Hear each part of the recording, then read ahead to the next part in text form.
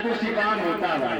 अब विचार करने वाली बात अब आई है, अगर शुद्ध के बिहान भर मरा हुआ आदमी पैदा हो गया तो जहाँ पैदा हुए होंगे वहाँ भोजन पानी की व्यवस्था होगी, क्योंकि कुदरत का नियम है।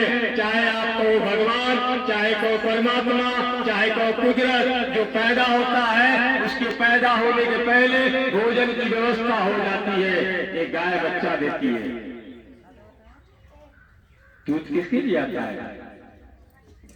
बछड़े के लिए। बछड़े के लिए आता है। पैदा होने के बाद उसके भोजन की व्यवस्था हो गई। हमारी माँ बहनों को संतान होता है, दूध किसके लिए आता है? पेरिया लड़ई यादव साहब ने कहा कि शुद्ध के बिहान भर जो है वो पैदा हो जाएंगे तो जहाँ पैदा भरेंगे वहाँ भोजन की व्यवस्था होगी ना।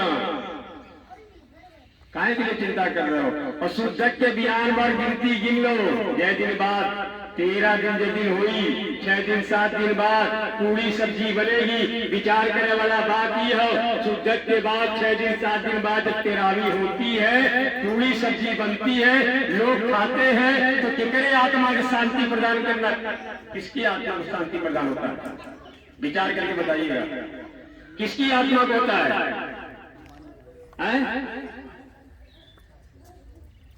अरे भाई शुद्ध के बिहान में जो पैदा हुआ, जहाँ पैदा हुआ भोजन दे पाइए, तो 13वें दिन बाद जो पूरी सब्जी बन रही है, तो सीधी सीधी बात है जब 13 दिन बाद पूरी सब्जी खात बा तो करे आत्मा शांति मिलत हुई है ना। अगर ये बात सही है तो हाथ उठा दीजिए। क्या समझ में आया? ना समझ में आया? अगर समझ में आ गए तो हाथ उठा दीजिए। तो प्रभु जी मेरा कहना ये है, तो सीधे सीधे कार्ड में छपवाइए भैया, लिखवा भैया हमारे बाबू माई मर गए, शुद्ध के बिहान में पैदा हो जिए, उनके पैदा होने के उपलक्ष्य में 13वें दिन पूरी सब्जी बनवा रहा हूँ, आइए और खाइए और अपने आत्मा शांति प्रदान करें। ऐसे लिखवाई, ऐसे नहीं लिखवाई। विचार आपको ये करना। मैं ये कहता हूँ, देखो भाई धोखाधड़ी नहीं चलेगी। जिनको खाना है हम ब्याह में खियावत है, गृह प्रवेश में खियावत है, लड़के के जन्मदिन में खियावत है, सामने मिट्टी पड़ी है, बेटा मर गया है, माई मर गई है, पिताजी मर गए हैं, अभी लाश उठनी है, अब कोई उंगली पे गिन रहा है 13 दिन कहिया होगा। अच्छे लोग हैं, मिट्टी दुआरे पे है और कोई उंगली पे गिन रहा 13 दिन कहिया, ये अच्छे लोग हैं? अच्छे लोग नहीं, बिल्कुल अच्छे लोग नहीं। इसलिए तेरी लड़ई यादव साहब ने कहा 13वीं होगी, चल बाबू ठीक। साल भर में 12 महीने में 1 महीना आता है पितरपक्ष में क्या होता है?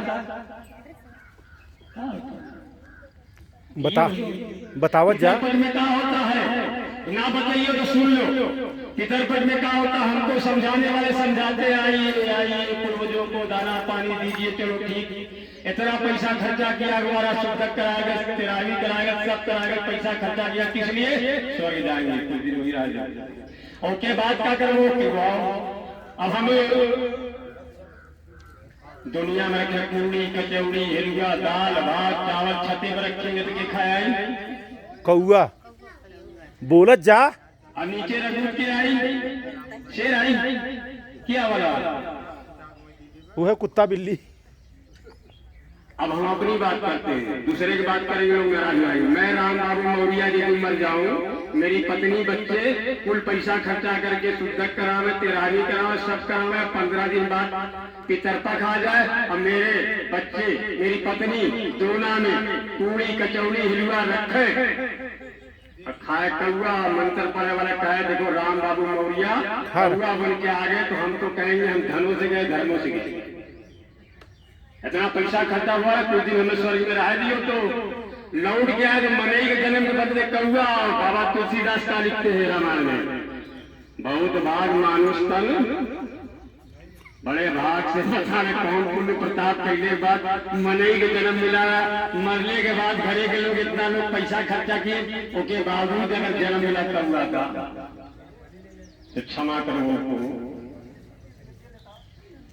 क्षमा करिए। तो बुझने जब कहा बुद्धं शरणं गच्छामि, जिसके पास बुद्धि हो समझी। मैं ज्यादा आगे कुछ नहीं कहूँ, कुछ लोग कहेंगे कि आप विरोध कर रहे हैं किसी का। मैं विरोध नहीं कर रहा हूँ। आप सोचो माँ बहनों, किसी परिवार में कोई बीमार होता है, कोई चाहता है कि तो हमारा बीमार माता पिता बेटा बेटी कोई गुजर जाए। आदमी अपने मेहनत से पैसे से पूरी ताकत लगा के इलाज कराता है, आवश्यकता पड़ता है खेत दुआर बेच देता है। 6 महीना कोई बीमार हो, 6 लाख रुपया अगर कर्जा हो गया हो, अगला गुजर गया हो, पड़ोसी रान पड़ोसी नात बात कहेंगे नहीं तेरा ही हो, 6 लाख रुपया कर्जा, 6 लाख खर्चा हुआ कर्जा हुआ है। अब आप जिद करेंगे, बेचारा बहुत मन मारेगा, 2 लाख और कर्जा कर लेगा, करे ना। अगर कर लिया 8 लाख कर्जा हो गया, उसी परिवार की बच्ची की तरह, इस बच्ची की तरह कोई नीट की परीक्षा दी हो, इंजीनियरिंग की परीक्षा दी हो, यहाँ दादा गुजर गए हैं, माई बाबू तेरा भी सब कुछ किए हैं, 8 लाख का कर्जा है, यहाँ रिजल्ट मिल गया, अब 50,000 रुपया फीस जमा करे कोई। 8 लाख कर्जा है, 50,000 जमा करना कौन जरूरी है? कौन जरूरी है? 50 जरूरी है ना, किसिया जमा करना है ना। पुड़िया खा के 50 रुपया उधार मांगो न दी। तो बुद्ध ने क्या कहा? बुद्ध ने कहा बुद्धं शरणं गच्छामि। धन खर्चा करने के लिए मना नहीं किया जा रहा है, ऐसे जगह खर्चा करिए जिससे आपका मान सम्मान बढ़े। एक बात और, 13वीं वाली कड़वा आप लोग तो कभी बांटने नहीं गए होंगे माँ बहनों, मनई लोग जाते कभी अपना अनुभव नहीं बताते आप लोगों को। 13वीं वाला कड़वा लोग बांटने जाते हैं ना, हाथे हाथे थमावत रहा जेकरे घरे महीना 2 महीना पहले अगर बियाह हो रहा है, ओकरे हाथ में कार्ड जाता है ना, तो कहते हैं भैया हम नहीं बचे नहीं खाए, कहीं कहे कुछ लोग कहे कहीं अब महीना 2 महीना हुआ है, अब बियाह के पूरी खाए है। बियाह के पूरी खाए वाला ना आता कहता भैया मैं बियाह की पूरी खाया है, मतलब बियाह की पूरी सुख की पूरी है, और 13वीं की पूरी दुख की पूरी है। अरे दुख की पूरी है तो न खाओ न किया, कोई बुराई है? कोई बुराई है? इसलिए आप सबको निर्णय करना। मैं अपनी बात मनवाने नहीं आया हूं। बुद्ध का बुद्धं शरणं गच्छामि बता दिया, संघं शरणं गच्छामि बता देता हूं, बात खत्म। संग मतलब होता है, बुद्ध कहते हैं कितने बुद्धिमान आदमी हो, ज्ञानी आदमी हो, लेकिन दूसरे आदमी की जरूरत पड़ती है। अब आप सब लोग अपने जीवन में काम करते हैं, लेकिन मालूम नहीं हो रहा करती है ही है। कितने बुद्धिमान आदमी हो, दूसरे मनुष्य की जरूरत पड़ती है। जैसे बियाह पड़ जाए तो घरे तो क्या होता है, किसी घर में 5 लोग हो, उनके घरे बियाह पड़, 100 बाराती आने वाले हैं, 100 जने खाना पीना बनना है, अकेले 5 लोग कर पाइए ना हो पाता।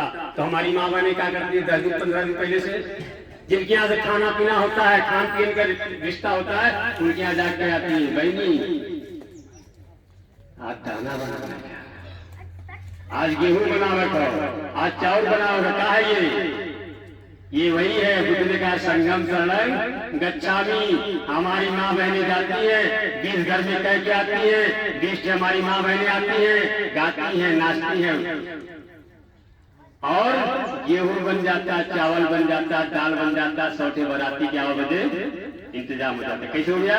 अकेले ना हो पाओ ना, 100 जने मिलकर गिनना, इसी को कहते हैं बुद्ध संघं शरणं गच्छामि। और दूसरी बात है अनुभव। मैं छोटा था, मेरे पिताजी ने इतनी बड़ी मड़ई बनानी थी। एक आदमी अकेले चाहे तो इतनी बड़ी मड़ई बना लेगा, अकेले में चाहेगा बांस काट के लाएगा, सरपत लाएगा, बंधन लाएगा, और 10 दिन में इतनी बड़ी मड़ई अकेले बना लेगा। अपना कि नहीं, एक अधिक बना लेगा। लेकिन जब उसको उठाना पड़ा था, संघं शरणं गच्छामि। अब 10 लोग चाहिए, हम लोग भूल गए। कक्षा 6-7 में एक कहानी पढ़े हुए हैं, बहेलिया आया, चावल छीन दिया, जाल लगा दिया, कबूतर आए, उतरे, फंस गए।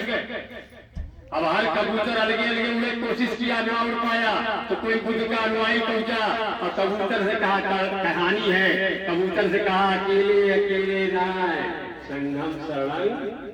और सारे कबूतर जब एक साथ उड़े तो जाल समेत उड़ गए दूसरी जगह।